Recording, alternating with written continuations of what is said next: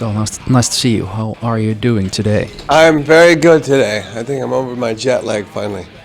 When did you arrive to Europe? It was like 2 or 3 days ago or something? 2 days ago in Copenhagen. And then the thing that we didn't know, we arrived in Copenhagen and we had to drive 180 miles to the gig. It was a festival. And it was really, really hot down there, and the bus that we had no air conditioning. So it was a brutal trip out to the gig. So, which didn't, we were hoping we could like sleep on the bus, make up for some of the jet lag. That wasn't happening. So, finally, we got here yesterday. Beautiful weather, relaxed, worked out, went to dinner, went to sleep. It's good. Well, how was the show in Denmark? That was the first one in Europe, I guess. So it was a festival, yeah. So it was really good. We were the only real rock band on the festival. It was all Danish bands. It was like the 25th anniversary of this particular festival. So it was all Danish bands, and ran the gamut from the last 25 years. So he had bands with horn sections, and all of a sudden there's us, and. But it was cool. The crowd was great. It was 30,000 people, into it. Yeah. Well, you played at least, was it 2 songs from Stone Temple Pilots and 1 Guns N Roses song? Something like that. On that festival. So has Did it? We? Yeah. Because I saw the last minute they said we want you to play for an hour and a half, and we thought we were going to play an hour. Yeah. We have an hour and a half set.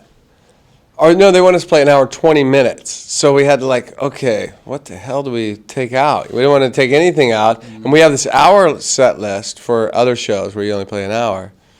And it's a matter of what do you add and what do you not put in there. So we did Cracker Man and Sex Type Thing. And It's So Easy.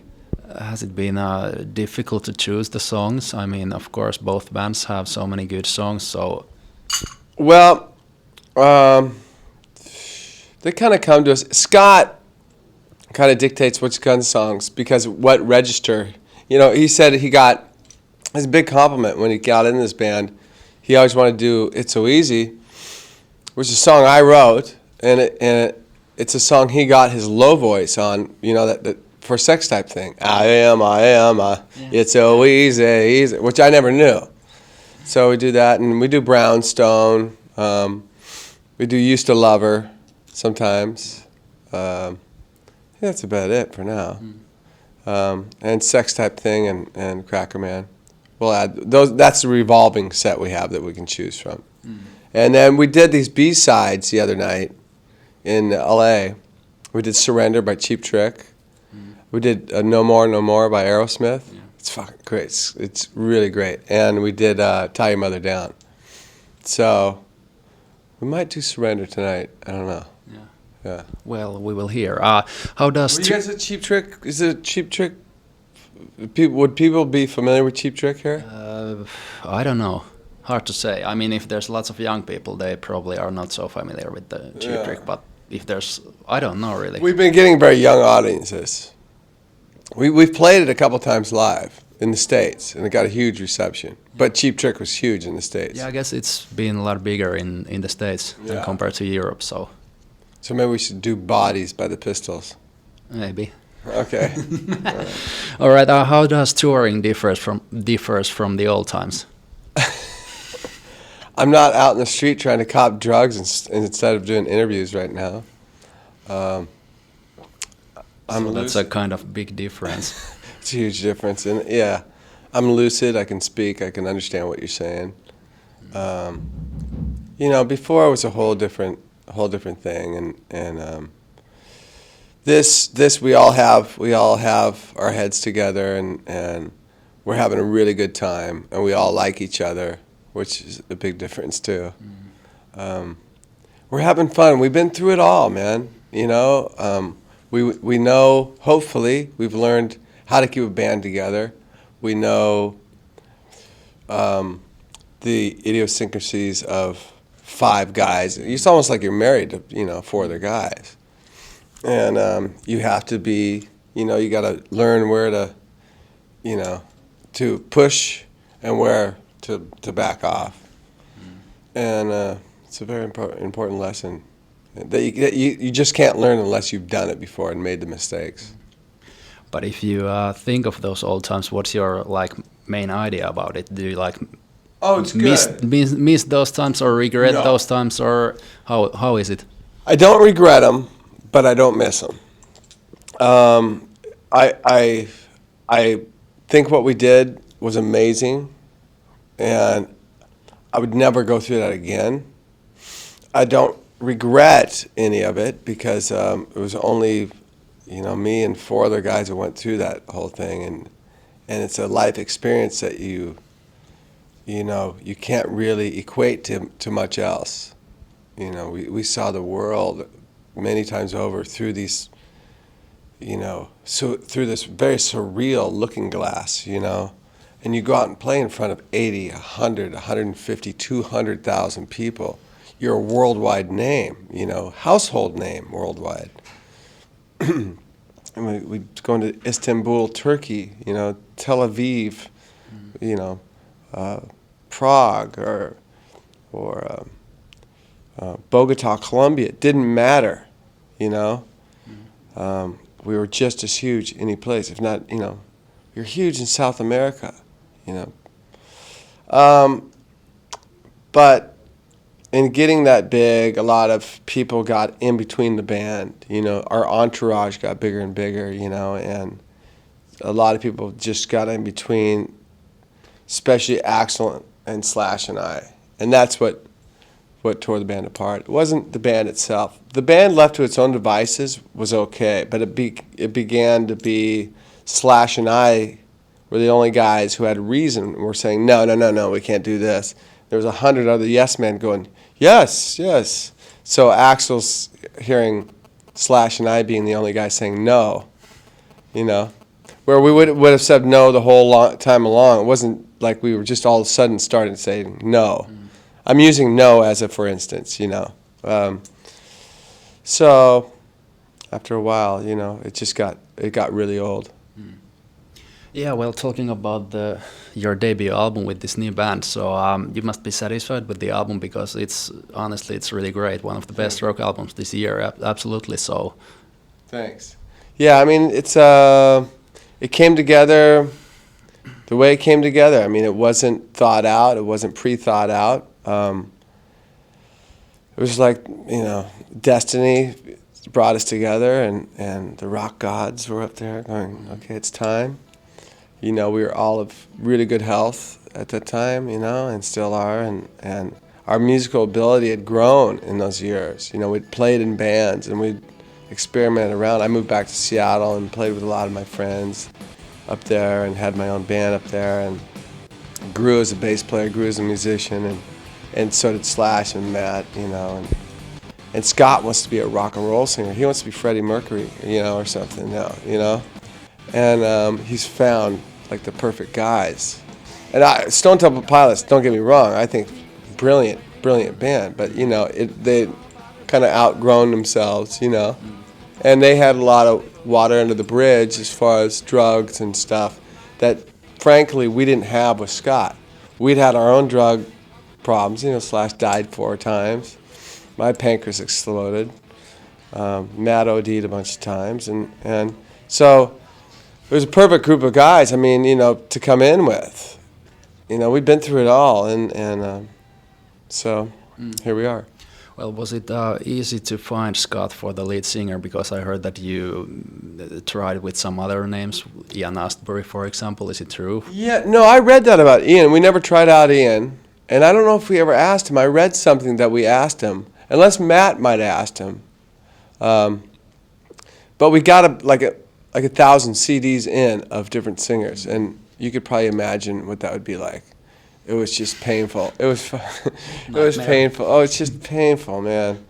You'd hear like the first few bars of Jungle, and the guy going, "Wah!" And you'd click, next. It's not who we're looking for. But Scott and I were friends through our wives, and Scott kept asking, "What are you guys doing? I hear you guys are down there writing songs." But I said, "Dude, you're in Stone Temple Pilots, And we let that rest, and we just kept looking. And sure enough, Stone Temple Pilots broke up right as we were being asked to do 2 soundtracks for 2 different movies, one in The Hulk and one in the Italian Job, and Scott was free, and I said, Scott, you want to sing these 2 soundtracks with us? Nothing else will make a little dough. And we gave him the music for Set Me Free. He wrote the lyrics to it, and he came down to rehearsal, and he sang it, and we got done, and it was perfect. It's just one of those moments. And he turned around and he goes, we can be the greatest rock and roll band, man. We can be. So that kind of lionized the whole thing. Well, how was the writing the songs and recording them in the studio? I mean, also compared to the other old times, because it was probably, again, a bit different this time. With Scott, it was a lot easier because Scott's there in the room with us, whereas before Axl would never be there. We'd just write a bunch of songs and a lot of times write lyrics for him and say, here, Scott's very involved with the whole process, and it makes it easier, and songs get done a lot quicker. And it only took us 3 weeks to record the record. We just wanted it to sound as live as possible, because I just think we sound better live than we do on record, And this is a touring rock and roll band. It's a true rock and roll band. We're not a band that puts out singles and pop, garbage and and you go see them live and you're really disappointed because they can't actually play their instruments. We're I guess it's old school that we're a touring rock and roll band. But so the process of writing and making the record was one of the most pleasurable experiences of my career. Well, how are the lyrics? I mean, how important is it for you that Velvet Revolver has that kind of lyrics that you have? Well, it's important for me to have the singer into what he's doing. And every band that I've been in, the lyrics were always very honest and about what was going on. About what was going on, whether it was in his life or one of the band. The band as a whole, you could reflect upon that. And his songs are definitely autobiographical, but I think anybody can latch on to Fall to Pieces, and apply that to their own lives, and the aggression of the record itself. People can latch on to that, and so, if the lyrics are important to a singer, he's going to perform that much harder, and believe in it. So. Yeah. Well, it seems kind of that the rock and roll is with bands like you and Darkness and Queens of the Stone Age and so on. It's like cool again. What do you think? What is the reason for that? I mean, of course, it has always been, but it seems like now it's like really popular again and so on. It's popular again. Yeah, I don't know. Things just go in cycles, and like I went to college. I was in school with 18, 19, 20-year-old kids, and they were coming up to me going, we don't have a rock and roll band, we have all this garbage, Nickelback and Creed and that wasn't the reason we formed this band, but that seemed to be the going consensus, of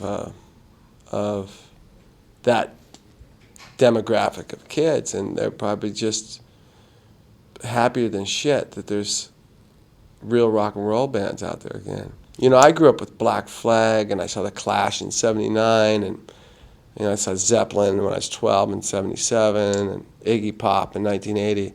These were gigs that I've, formulated like how I looked at rock. These, imagine a whole generation didn't have a Black Flag, in your face, The Clash in '79 were a punk rock band. There wasn't the Clash. The Ramones. I saw the Ramones, of course. These were real bands, real gritty, dirty, fucked up bands. They lived it, they played it, and Nickelback certainly doesn't live it and breathe it, They probably wear cologne.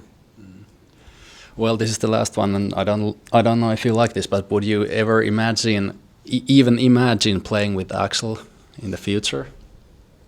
No, it's not going to happen.